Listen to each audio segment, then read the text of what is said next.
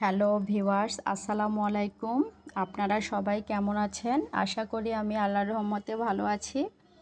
আজকে আপনাদের জন্য মহিষের গোশতের রেসিপি নিয়ে এসেছি। কে কে মহিষের গোশত খান আমাকে কমেন্ট করবেন। আমার শ্বশুর অনেক পছন্দ করে এই মহিষের গোশতটি খেতে, তাই যতবারই রান্না করি তখনই ওনাকে অনেক মিস করি। উনি আর জীবিত নেই। এখানে থাক, এসব কথা থাক। এখানে আমি চুলায় তেল গরম করেছি এবং মহিষের গোশতটি খুব ভালো করে ধুয়ে আমি পানি ঝরার জন্য রেখে দিয়েছি। এখানে আমি 1 বাটি পেঁয়াজ কুচি দিয়েছি এবং আদা দিয়েছি আমি 2.5 চা চামচ। খুব ভালো করে সেদ্ধ হওয়ার জন্য আদাটি একটু বেশি করে দিয়েছি এবং রসুন দিয়েছি 2 চা চামচ। খুব ভালো করে এগুলোর কাঁচা গন্ধটি যাওয়া পর্যন্ত ভালো করে নাড়তে থাকবেন। এরপর এখানে আমি বাকি মশলাগুলো দিয়ে দিচ্ছি। আমি এখানে হলুদ দিয়েছি 2 চা চামচ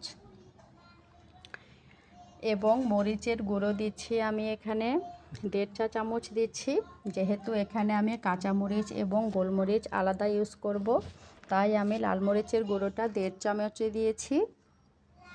এখানে আমি জিরা গুঁড়ো দিয়েছি 1.5 চা চামচ এবং ধনিয়া গুঁড়ো দিয়েছি 1.5 চা চামচ।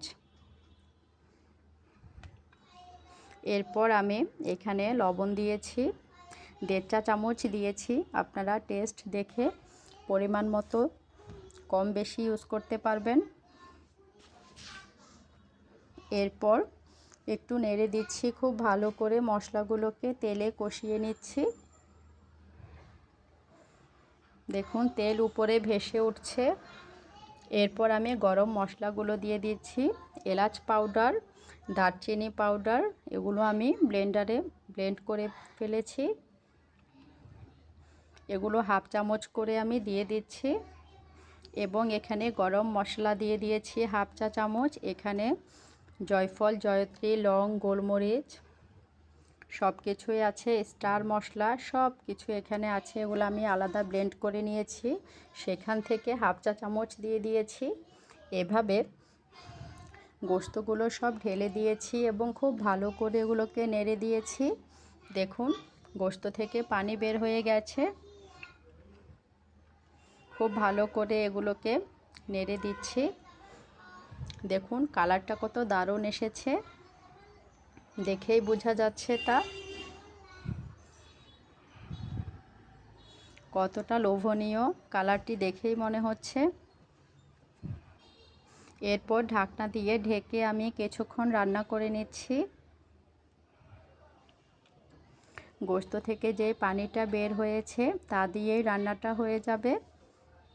চুলার আঁচটি কমিয়ে আমি এখানে খুব ভালো করে যে পানিগুলো বের হয়েছে তা দিয়েই আমি গোশতটা সিদ্ধ করে নেব। ঢাকনা দিয়ে কিছুক্ষণ রান্না করেছি। এরপর আমি এখানে 12-14টার মতো কাঁচামরিচ দিয়ে দিয়েছি। কাঁচামরিচের ফ্লেভারটা কিন্তু অনেক দারুণ আসে।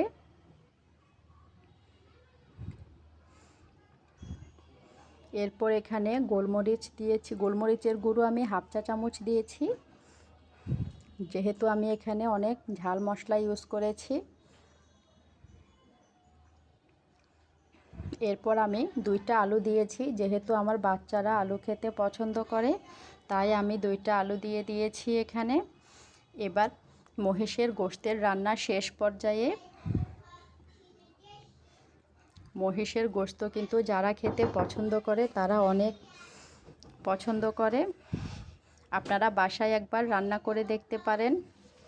আজ এ পর্যন্তই। সবাই ভালো থাকবেন। আল্লাহ হাফেজ।